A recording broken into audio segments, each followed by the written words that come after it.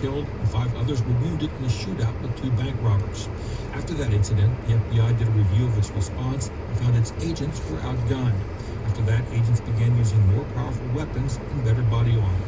The FBI says its review of this incident and the deaths and wounding of its agents will be, quote, thorough and objective and done as expeditiously as possible under the circumstances. Greg Allen, NPR News, Miami.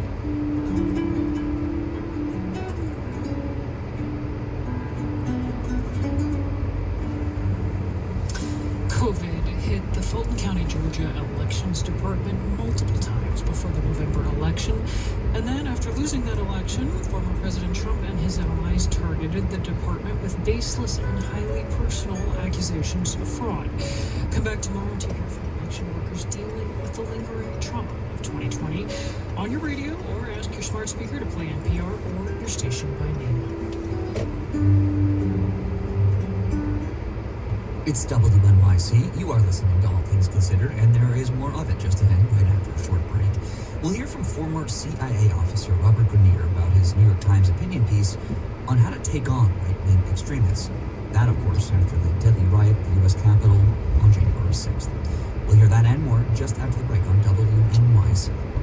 WNYC supporters include Apple TV Plus, presenting the A24 and Apple original film On the Rocks. A New York mother faced with doubts about her marriage teams up with her larger-than-life Playboy father to tail her husband. More at fyc.appletvplus.com. The Netflix documentary Crip Camp, directed by Nicole Newman and Jim Lebrecht, about the summer camp for teenagers with disabilities that transformed their lives and ignited a landmark movement for the community. Awards eligible. WNYC acknowledges the support of our sponsors in the arts community. As the cultural life of our city adapts to extraordinary times, WNYC's work delivering news and cultural coverage to our community and the nation is more important than ever. Thank you. It's time to have better conversations about aging. Am I still relevant? Nobody talks about these things. I may not be able to move as fast as I used to, but I sure as hell wouldn't want to be in my 20s.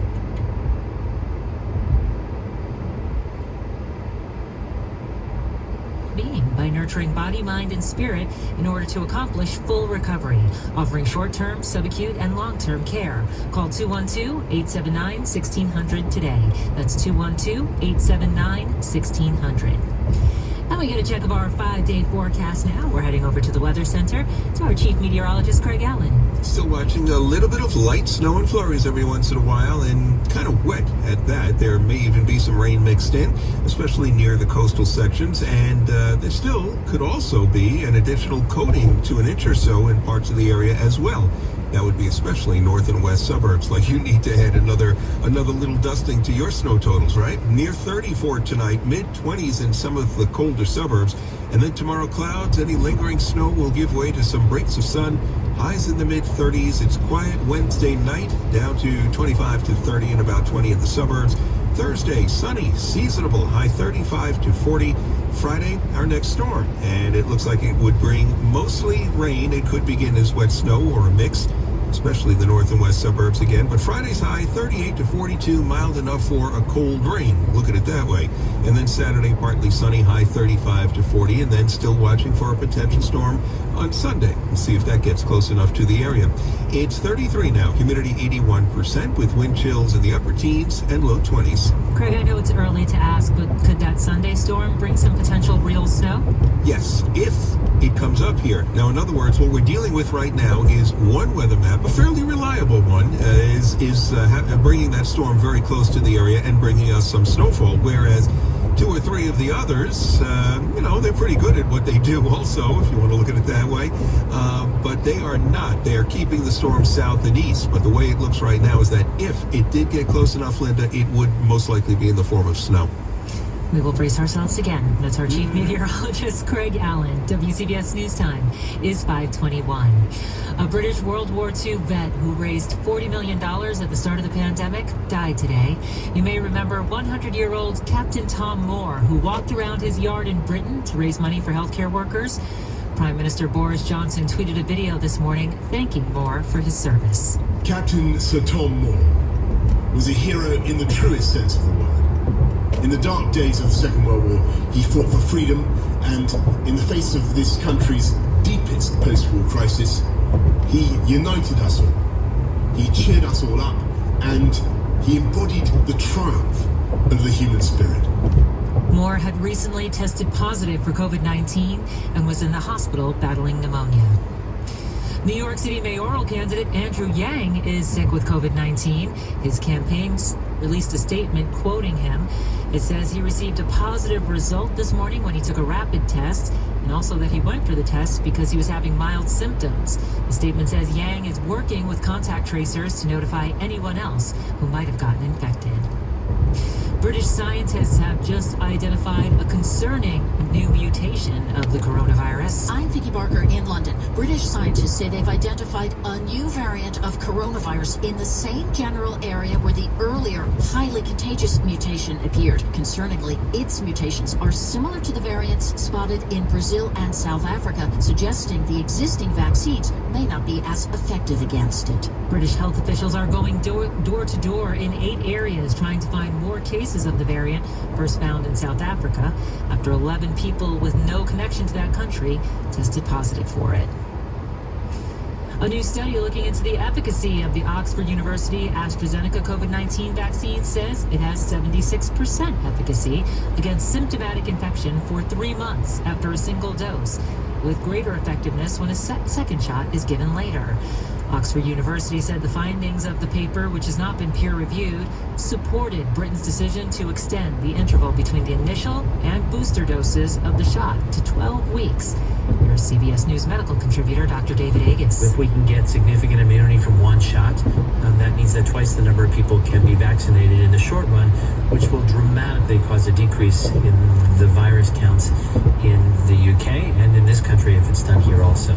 The results of the study were gathered from trials in Britain, Brazil, and South Africa. WCBS News Time is 5:23. Today, every business is digital. From website development to third-party integration, AmericanEagle.com delivers innovative web design, development, and digital solutions, driving business growth for their clients. AmericanEagle.com's work for Dairy Queen, one of the world's most sporadic but endemic violence in this country, and that's what I'm concerned about.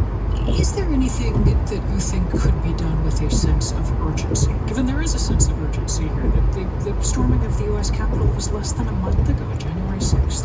A part of it is simply setting the proper national tone. But another, I think, very important element that we haven't talked about yet is what I would refer to as insurgent leadership. The fact of the matter is that the most violent elements that we are concerned about right now see former President Trump as a broadly popular and charismatic symbol. He's a charismatic leader, whether he chooses to acknowledge it or not. You know, just as I saw in the Middle East, that the air went out of violent demonstrations when Saddam Hussein was defeated and seen to be defeated. I think the same situation applies here. The fact of the matter is that Mr. Trump has lost. It's very important that people see that he has lost. He's a private citizen, but I think it's extremely important that his potency as a symbol for the most violent among us is somehow addressed. Your view is that it's not enough that he was defeated at the polls, that he lost his bid for re-election, but that he must also be convicted in his Senate impeachment trial, and you argue this is a national security imperative. There are many people who would argue yes or no, this is a political imperative. Why do you think it's a national security imperative? I think it's a national security imperative precisely because he is seen as the charismatic leader of a great many violent people. And I think that needs to be countered. So long as he is there and leading the resistance, if you will, which he shows every sign of intending to do, he is going to be an inspiration to very violent people. One more thing I'm curious about, given your CIA experience. I mentioned you were station chief in Islamabad on 9/11, which meant it suddenly became your problem to find and kill or capture Osama bin Laden and other senior al-Qaeda leaders. Without comparing American citizens to al-Qaeda, are there lessons that you take from that?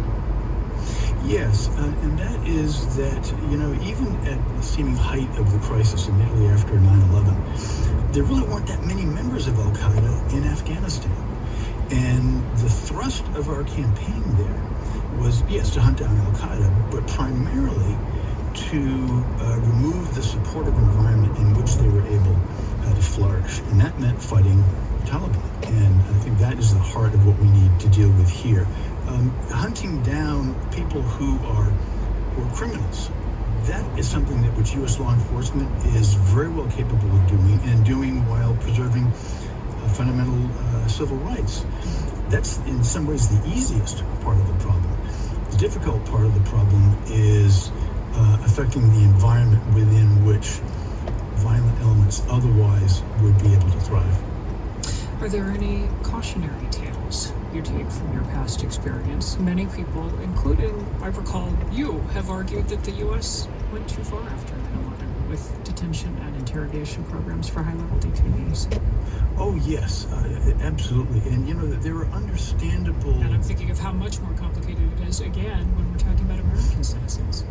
Yeah, I think that's exactly right. And it's that much more dangerous when we're talking about American citizens. And, you know, there are people in law enforcement now who are understandably saying, look, you know, maybe you should be giving us more tools. You know, maybe we need to have new legislation that we can use to root out domestic terrorism.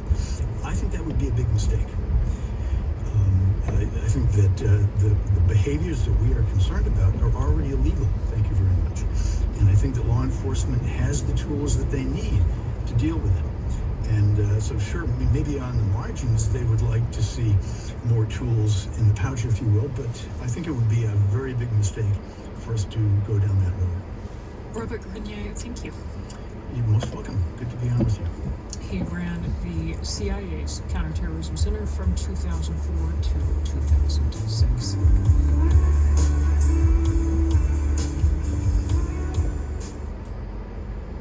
You're listening to WNYC. There's more All Things Considered just ahead after news headlines. We'll hear from Cori Bush, Democrat of Missouri, about her progressive priorities for Congress, the impeachment trial, and the challenges she anticipates for advancing her priorities in the House of Representatives. We'll have that story and more just ahead after news headlines on WNYC. For tonight, should remain cloudy. It'll be pretty cold tonight, low of about 29, wind chills between 20 and 25. Wind gusts tonight up to about 26 miles an hour. It's WNYC at 5:30. On the next Brian Bear Show, 400 years of Black history, 5 years at a time. Ibram X. Kendi and Keisha Blaine talk about their new book, 400 Souls, a community history of African America, 1619 to 2019. It's essays by 80 different contributors, each one taking a 5-year period. Also, New York, New Jersey, and the COVID variants. The Brian Bear Show at 10 a.m. on WNYC. Support for WNYC comes from Amazon Studios, presenting One Night in Miami, from director Regina King and writer Kemp Powers, inspired by true events that took place on one legendary night in 1964. Awards eligible, available on Prime Video. This is WNYC, 93.9 FM and AM 820, NPR News and the New York Conversation.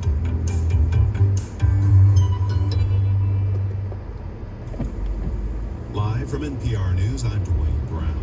Drugstores are popular sites for people to get flu shots and shingles vaccines. Now the Biden administration is moving to expand access to COVID-19 vaccines at pharmacies across the country starting next week.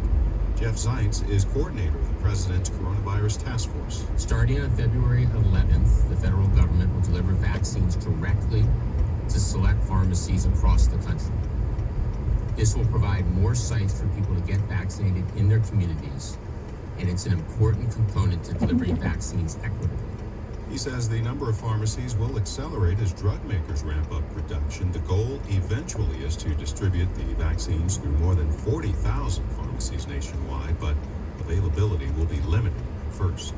New York Governor Andrew Cuomo says vaccine appointments canceled due to the winter storm will be honored, but as NPR's Sally Herships reports, the details are fuzzy. Speaking on a local radio station, Cuomo said all vaccine sites will honor appointments canceled due to the storm. But while he says that vaccination sites run by the state will call you to reschedule, he says he can't speak for private sites such as pharmacies or doctors' offices. As of this morning, Cuomo says some vaccination sites outside of New York City are operational. Mayor Bill de Blasio says sites within the city will open tomorrow. New York State receives approximately 250,000 doses a week. To date, about 7% of residents have received their first shot. But Cuomo says additional vaccine is needed and that he and other governors will meet with the White House today to discuss distribution and supply. Sally Herships, NPR News. In South Florida, 2 FBI agents were killed and 3 others wounded during a standoff. The confrontation this morning in the Fort Lauderdale suburb of Sunrise also left the gunman dead. Agents were trying to serve a federal search warrant in connection with a case involving child abuse. This is NPR News. And this is WNYC in New York. I'm Sean Carlson. Mayor de Blasio says with indoor dining on the horizon, restaurant workers need to be able to receive COVID vaccines. Governor Cuomo has given the green light, as you've heard, to limited capacity indoor dining in New York City starting on February 14th. But there are no details on when restaurant workers will be eligible for the vaccine. The mayor says that isn't safe since they regularly interact with groups of people not wearing masks while eating. The state made a decision. Now follow through on the decision and add those folks to the 1B category. Yesterday, Governor Cuomo said the calls to give restaurant workers priority are, quote, a cheap and insincere discussion, end quote, since there aren't enough vaccine doses for people who are currently eligible. Enrollment at New York City's charter schools has increased during the pandemic. WNYC's Jessica Gould reports. Overall, charter enrollment grew by about 10,000 students this school year. The increase was expanding, as is the pool of New Yorkers that are eligible for the coronavirus vaccine. Governor Cuomo announced changes this afternoon, and WCBS reporter Peter Haskell has been following the story. He joins us now. So, Peter, who now might have a chance to receive the shot?